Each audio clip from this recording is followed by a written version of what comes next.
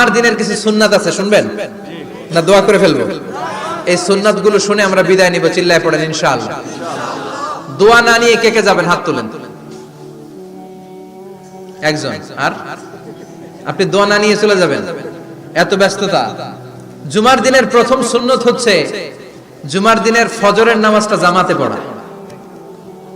সবাই কয় খাইছে, হুজুরে দর্শে জায়গা মতো আসল জায়গায়। ফজরের নামাজে ভেজাল আছে না নাই? রাজা মেহারে নাই? রাজা মেহারের মসজিদ সব প্যাক হয়ে যায়, মুসল্লি আর মুসল্লি। জুমার নামাজের প্রথম সুন্নত হচ্ছে ফজরের নামাজটা কি পড়া? জামাতে। আফদালুস সালাওয়াত ইনদাল্লাহি সালাতুল ফাজরি ফি ইয়াউমিল জুমআতি ফি জামাআহ। বিশ্বনবী বললেন জুমার নামাজের 15টা সুন্নত মুখস্থ রাখতে হবে। 1 নাম্বার সুন্নত ফজরের সালাত জামাতে পড়তে হবে। 2 নামাজ মুনাফিকদের কাছে সবচেয়ে কঠিন, একটা হচ্ছে ফজরের নামাজ আর একটা এশার নামাজ। এক আলেমকে জিজ্ঞেস করা হলো ফজরের বাতাসটা এত ঠান্ডা আর স্নিগ্ধ কেন? আলেম উত্তর দিয়েছিল কারণ ফজরের বাতাসে মুনাফিকদের নাকের দুর্গন্ধ মিশে না। ফজরের বাতাসটা স্নিগ্ধ, ফজরের সময় আল্লাহওয়ালাদের আনাগোনা, মুসল্লিদের আনাগোনা, ইসলামের পক্ষের শক্তির আনাগোনা। চিল্লায় বলেন ঠিক কি না? মসজিদে নববীতে জুমার নামাজের দৃশ্য আর ফজরের নামাজের দৃশ্য ছিল এক। বাংলাদেশে ফজরের নামাজের দৃশ্য আর জুমার নামাজের দৃশ্য এক নাকি? ফজরের নামাজের সময় মুসল্লি নাই, এক কাতারও হয় না। আর জুমার নামাজে পাক্কা মুসল্লি দেরি করে গেলে বারান্দায়ও জায়গা পায় না। ঠিক কথা কোন? তাহলে আগামীকাল ফজরের নামাজটা আমরা জামাতে পড়ব ইনশাআল্লাহ। ইনশাআল্লাহ এত আসতে ইনশাআল্লাহ, আরো জোরে পড়েন ইনশাআল্লাহ। মনে থাকবে? ইমাম সাহেব কে মসজিদের?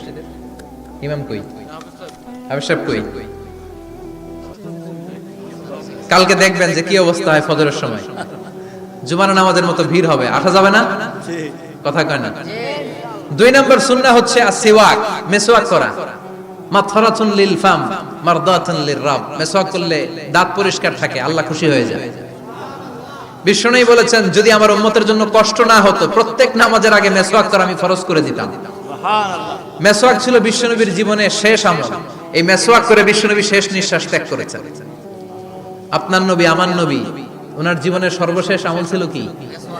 সুবহানাল্লাহ কইবেন না? বিশ্বনবী জাইতুনের ডাল দিয়ে মেসওয়াক করতেন। বিশ্বনবী বলতেন নি'মা সিওয়াকিয়া জাইতুন ফাইন্নাহু সিওয়াকি ওয়া সিওয়াকুল আম্বিয়া মিন ক্বাবলি। জাইতুনের ডালের মেসওয়াক কতই না ভালো, কারণ এটা দিয়ে আমিও মেসওয়াক করি, আমার আগে সব নবীরাই জাইতুনের ডাল দিয়ে মেসওয়াক করেছে। সুবহানাল্লাহ। 3 নাম্বার হচ্ছে দুহুন, তেল মালিশ করবেন। বিশ্বনবী জাইতুনের তেল দাড়িতে, চুলে আর গায়ে দিতেন।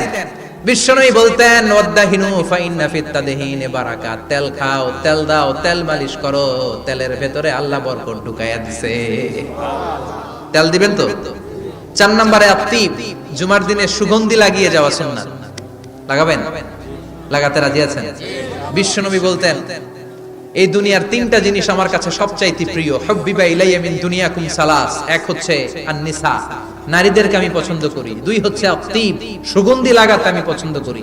বিশ্বনবীরে কেউ সুগন্ধি হাদিয়া দিয়েছে, বিশ্বনবী নেয় নাই, এরকম কোনো ঘটনা ঘটে নাই। আল্লাহু আকবার। 3 নম্বরে কুররাতু আইনি ফিস সালাহ। নামাজের মধ্যে যখন আমি দাঁড়িয়ে যাই আমার চক্ষুটারে ঠান্ডা করে দেয় কে? আবার বিশ্বনবী বলতেন আরবাউন মিন সুনানিল মুরসালিন। 4টা সুন্নাত সব নবীদের সুন্নাত। 1 নম্বরে আল হায়া মানে লজ্জা। আরেক বর্ণনা এসেছে আল খিতান মানে সুন্নাতে খাতনা, এটা সব নবীদের ছিল। আর সেওয়াক, সব নবীরা মেসওয়াক করেছেন। আত্তিব, সব নবীরা আতর লাগিয়েছেন। আর নিকাহ, সব নবীরা বিয়েও করেছেন। চিল্লায় পড়েন আল্লাহু আকবার।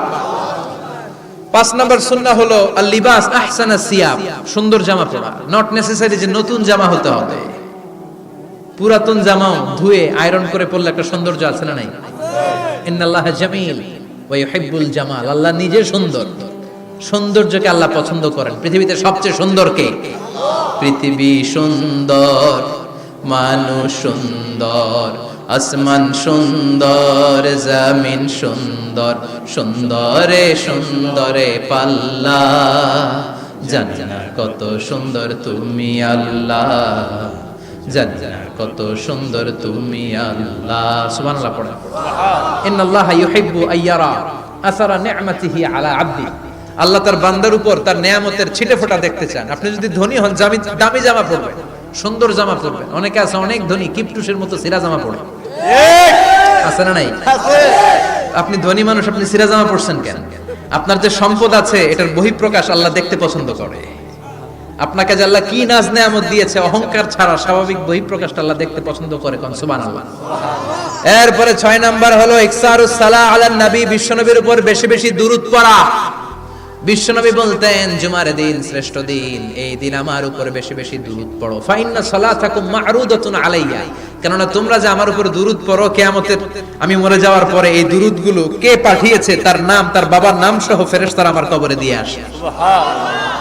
সাহাবারা বললেন ইয়া রাসূলুল্লাহ কাইফা সালাতুনা মা'রুদাতুন আলাইক, আপনি মরে যাওয়ার পরে আমাদের দুরূদ কেমন করে আপনি দেখবেন? ওয়াকাদ আরিমতা, আপনি তো পচে গলে মাটির সাথে মিশে যাবেন। বিশ্বনবী বলেন ইন্নাল্লাহা হাররামা আলাল আরদি আন তাকুলা আজসাদাল আম্বিয়া, নবীদের লাশকে খেয়ে ফেলা, নবীদের লাশকে পচিয়ে ফেলা জমিনের সব মাটির জন্য আল্লাহ হারাম করে দিয়েছে। নবীদের লাশ পচে না, নবীদের লাশ গলে না। যারাই বিশ্বনবীর উপর দুরূদ পড়বেন, আপনার নাম সহ, আপনার বাবার নাম সহ, মালাইকাতুস সাইয়াহিন, একদল ফেরেশতা আছে শুধু রাউন্ড দেয় গোটা ওয়ার্ল্ডে। কারা বিশ্বনবীর উপর দুরূদ পড়েছে, এই দুরূদ নিয়ে, এই নাম নিয়ে বিশ্বনবীর কবরে তারা পৌঁছে দেয়। চিল্লায় পড়েন আল্লাহু আকবার। এরপরে বিশ্বনবী বলতেন জুমার দিনে সূরাতুল কাহাফ পড়বা, কাহাফ পড়া সুন্নাহ। সূরাতুল কাহাফ পড়তে রাজি আছেন? আগামীকাল রাজি আছেন তো? 18 নম্বর সূরা, কোরআনের একেবারে মাঝখানের সূরা। আলহামদুলিল্লাহিল্লাযী আনজালা আলা আবদিহিল কিতাবা ওয়া লাম ইয়াজআল লাহু ইওয়াজা, এই আয়াত দিয়ে শুরু হয়েছে, শেষ করা হয়েছে ফামান কানা ইয়ারজু লিকা রাব্বিহি ফালইআমাল আমালান সালিহা ওয়া লা কথা কন ওয়ালিয়াতালাত্তাফ, একটা শব্দ আছে সূরা কাহাফের মাঝখানে। কোরআনের সব জায়গায় এক ফন্টে আয়াতগুলো লেখা, কিন্তু ওয়ালিয়াতালাত্তাফ মোটা করে লেখা আছে না, ডবল ফন্টে লেখা, মোটা, কারণ এটা কোরআনের একেবারে মাঝখানে অবস্থিত এই শব্দটা ওয়ালিয়াতালাত্তাফ। এর আগে যত শব্দ এর পরে তত শব্দ, এর আগে যত কোরআনের অক্ষর এর পরে তত অক্ষর। সুবহানাল্লাহ। বাড়িতে গিয়া সুবহানাল্লাহ। বিশ্বনবী বললেন সূরাতুল কাহাফ যে তেলাওয়াত করবে ইয়াকুনু লাহু নূর, এই সূরাতুল কাহাফ কিয়ামতের দিন তার সামনে বিশাল একটা আলো হয়ে আসবে। এই আলো দিয়ে পুলসিরাত পার হয়ে ওই বান্দা জান্নাতের ভেতরে ঢুকে যাবে। আবার বিশ্বনবী বলেন যারা সূরাতুল কাহাফের প্রথম 10 আয়াত তেলাওয়াত করবে জুমার দিন, শেষের 10 আয়াত যারা জুমার দিন তেলাওয়াত করবে, দাজ্জালের ফিতনা থেকে তাদেরকে মুক্ত রাখবে কে? আল্লাহ। সুবহানাল্লাহ পড়বেন না? কালকে সূরাতুল কাহাফ দিয়ে সকাল শুরু করতে রাজি আছেন? সবাই রাজি?